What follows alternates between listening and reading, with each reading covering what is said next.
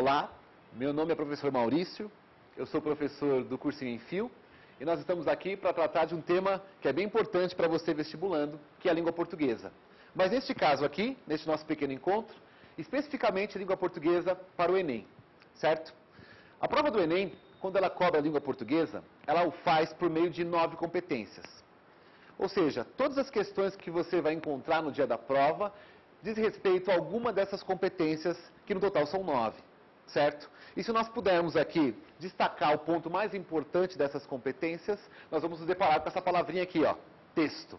Que para você vestibulando é uma palavra fundamental. E se tratando de uma prova como o Enem, que é diferente da maioria dos vestibulares que se aplicam Brasil afora, a palavra texto ganha uma importância maior ainda. Sim? Então uma pergunta boa de se fazer é o que o Enem entende por texto? Ou quais são as competências que abordam texto dentro das 9 as quais citei?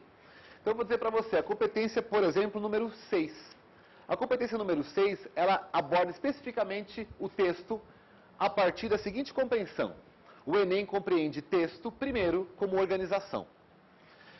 Todo pensamento humano, toda cultura, ela é organizada a partir de textos. Portanto, você pode imaginar que o Enem entende o texto como um elemento organizador da própria experiência humana.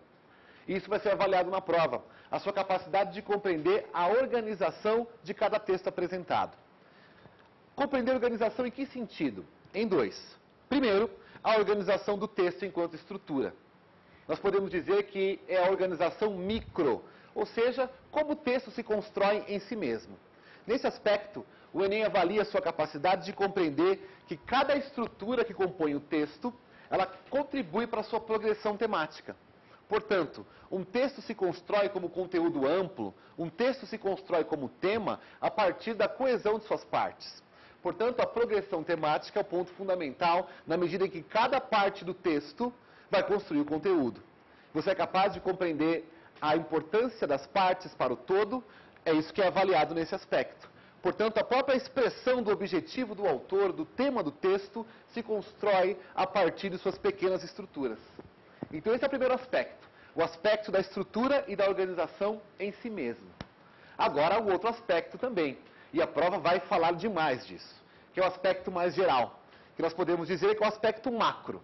Ou seja, ao invés de avaliar se o aluno compreende a estrutura do texto simplesmente, há de se avaliar exatamente o maior, o texto e o seu contexto e o seu ambiente. Qual o período que esse texto foi escrito? Com quais outros textos esse texto dialoga?